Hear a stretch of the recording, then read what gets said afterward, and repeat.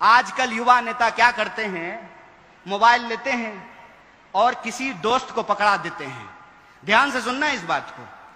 किसी दोस्त को पकड़ा देते हैं और कोई नेता जब अपने गाड़ी से उतरता है ना, उसके बगल में जाके खड़ा हो जाते हैं, सर नमस्ते, और उसको कहते हैं कि जब हम ऐसे हाथ करेंगे ना, फटाक से क्लिक कर लेना तुम उसको, और ज्यों ही वो ऐसे हाथ एक्शन देगा त्यों ही फोटो खींच लेगा और सोशल मीडिया पे डालेगा।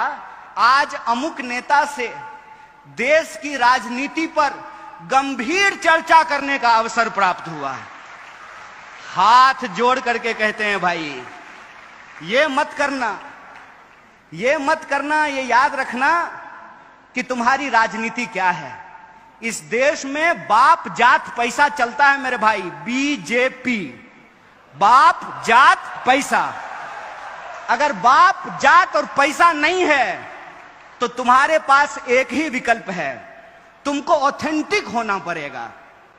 वैलेंटाइन डे पे झूठ मूठ का आई लव यू कहने से काम नहीं चलेगा मेरे भाई।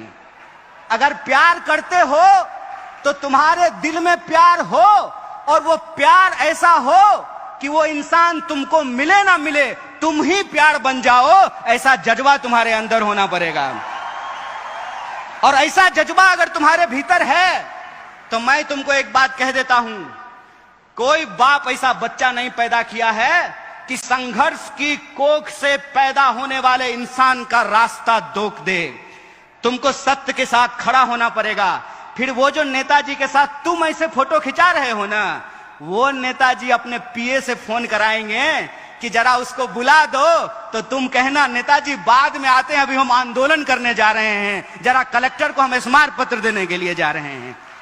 राजनीति का मतलब सत्य के लिए संघर्ष करना होता है, और सत्य की एक विचारधारा होती है, इस बात को याद रखना।